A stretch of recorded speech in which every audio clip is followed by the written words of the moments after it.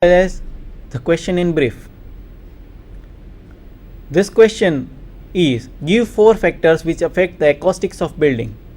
In our solution, we have written near about 7 factors which are affecting acoustics of building, from which you can write any 4.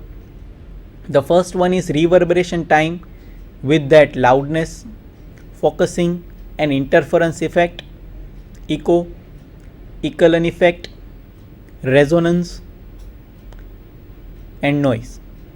Noise are having 2 types, that is airborne noise, structure borne noise, and with that inside noise, that is the third type.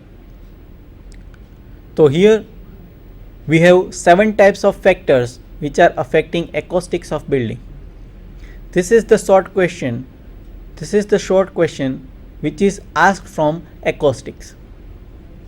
Here we have given in our solution 7 factors from which you can write any 4. Please note that in noise we have 3 types. So if you are representing noise, or if you are writing the answer or factor as noise, you have to write airborne noise, structure borne noise and inside noise. Let us go or move towards the third definition. What is sonar? Sonar is sound, navigation and ranging. SO means sound, NA navigation and R represents ranging. It is based on principle of echo sounding. In this technique, high frequency sound waves are transmitted through water.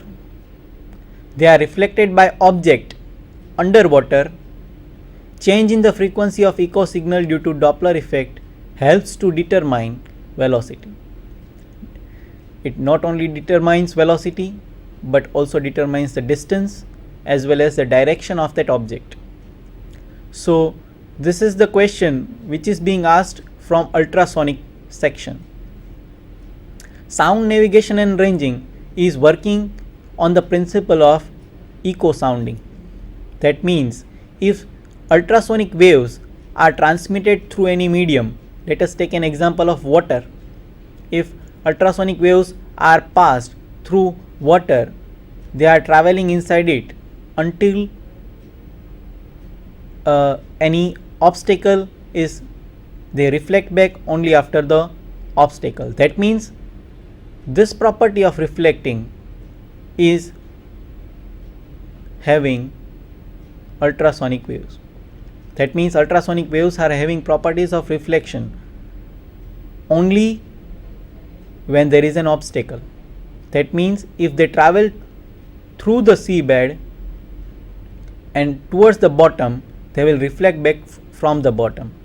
So with the help of that, you can not only measure the distance, you can also measure or determine the velocity, distance and direction of that object through the change in the frequency of echo signals due to Doppler effect. So this is the answer which you supposed to be writing in the solution, or instead of, if it is asked as sonar, this should be the solution of that answer, that question. Let us go towards Hall effect. If the specimen, metal or semiconductor carrying a current I is placed in a transverse magnetic field B and electric field E is induced in the direction perpendicular to both I and B, this phenomena is known as Hall effect.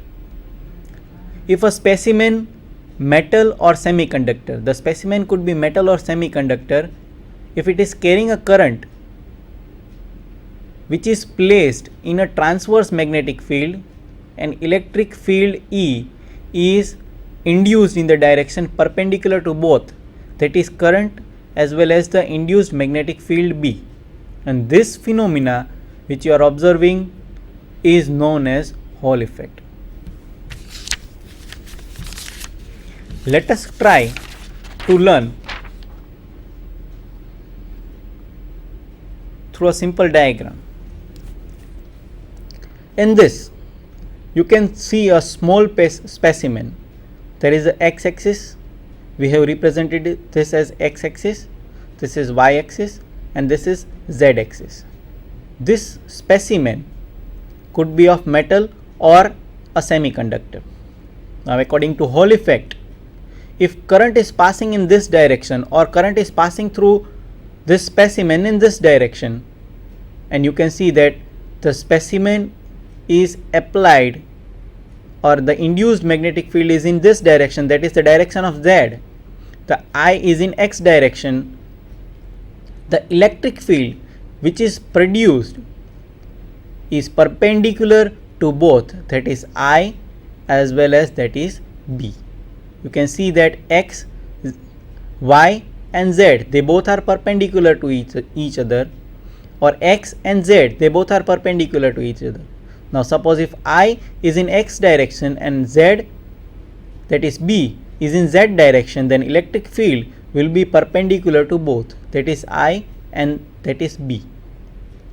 So with this definition,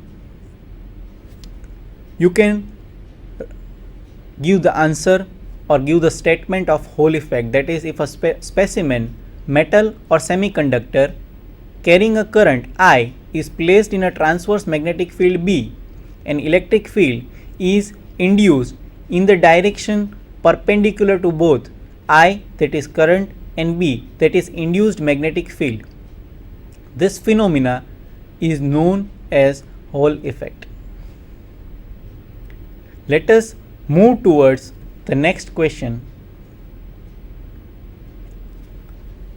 This question was asked from crystal physics.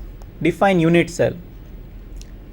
It is defined as the smallest geometric figure, the repetition of which gives the actual crystal structure. It is defined as the smallest geometric figure, the repetition of which gives the actual crystal system. Through this definition, you can purely define unit cell. Let us go to next definition. Superconductivity. This question, what is high temperature superconductors? This question is asked from superconductivity. To define it, the definition of it is superconductors having their critical value. We can see that Tc, the value of Tc is critical temperature or transition temperature. We know that the values below critical temperature or at the values below the critical temperature, the material behaves as a superconductor. That means superconductors have their critical value above the temperature of liquid nitrogen. That means 77 Kelvin, or in centigrade it is minus 196 degree centigrade. So these are the values of critical temperature, and if a superconductor is having the critical temperature above the temperature of liquid nitrogen, that is 77 Kelvin or minus 196 degree centigrade, then this type of superconductors are called high temperature superconductors. In short form, it can be represented as HTS. Let us move to next question. A question was asked from nanophysics. This is also a short question. Name the most commonly used methods for preparing nanomaterials. Actually, you can write 3 methods for 1 mark. The first method is mechanical alloying method.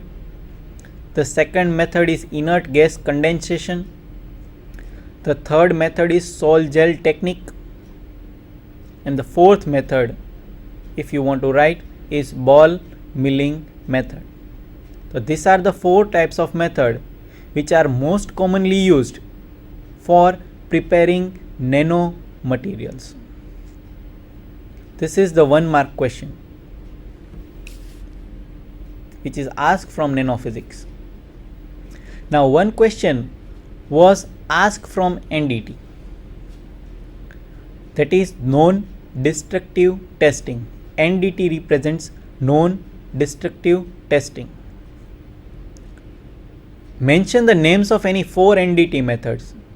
In our solution, we have written 5 methods. You can write any 4. Liquid penetrant method, eddy current method. The fourth one is radiography method.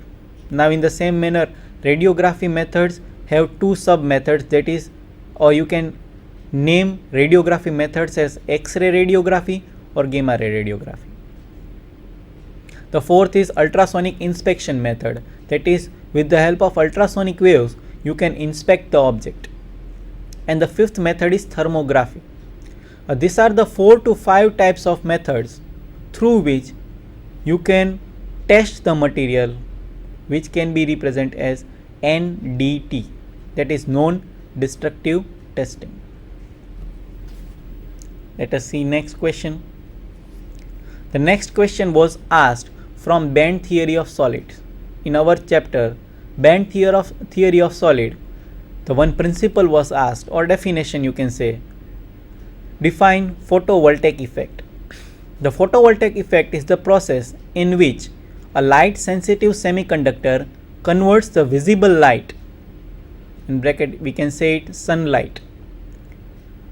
This sunlight is directly converted into voltage or direct current, and this effect is called photovoltaic effect.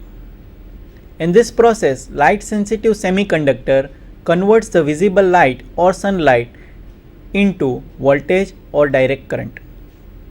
This phenomena, or this principle, if I say this principle, on this principle solar cell works or photo cell works, on this photovoltaic effect. That means solar cell directly converts sunlight into voltage or into direct current. Let us go to next question.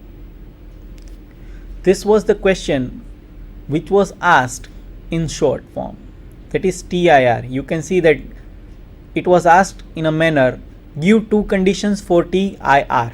The question is, give 2 conditions for TIR.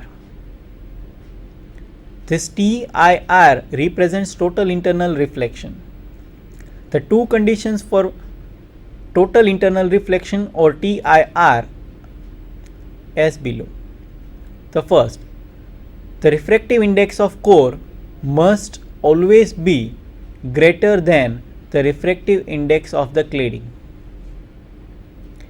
The second condition to fulfill the total internal reflection or the condition of total internal reflection, that is TIR, is the light must approach the wall with an angle of incidence that is greater than critical angle. In our numerical we have calculated critical angle, that is sin 5c is equal to eta 2 upon eta 1.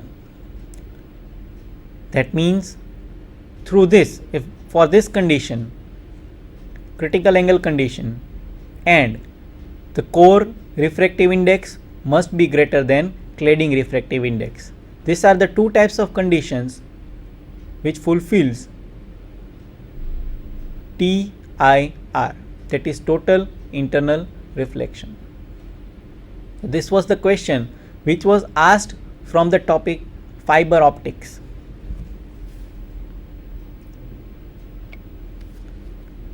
The question which is asked is the next question which is asked from fiber optics is, state the main components of optical fibers. The 3 main components of optical fiber are as below according to our solution. The first one is transmitter, the second one is fiber optic cable, and the third one is receiver. So these are the main components, or we can say 3 main components of optical fiber: transmitter, fiber optic cable, and receiver. These are the main components of optical fiber. Let us move towards next question. What is magnetic levitations? Friends, you have heard about maglev. This maglev, this word maglev represents magnetic levitation. That means mag represents magnetic and lev represents levitation. Maglev is the process by which an object is suspended above another object with no other support but the magnetic field. This phenomena is based on Meissner effect. The phenomena of magnetic levitation is based on Meissner effect. So maglev is the process in which object is suspended with another object with no other support but only the support of another magnetic field. This phenomena is based on Meissner effect.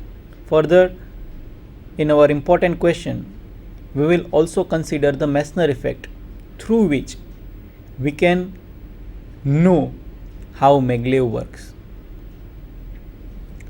Let us move towards the next question. This is the simplest question which is asked frequently in our exam. Give full form of laser. Laser means light amplification by stimulated emission of radiation. I repeat, light amplification by stimulated emission of radiation. On this topic, laser, we will also discuss further in detail. That is laser, light amplification by stimulated emission of radiation. Let us move to next topic. The next short question is, give the unit of thermal conductivity. K, here in this equation, K represents the thermal conductivity, Q dash represents the rate of heat flow, that is dQ by dt, and in the same manner A represents the area of cross section of the conductor and dt is the temperature gradient. Here, if you make the equation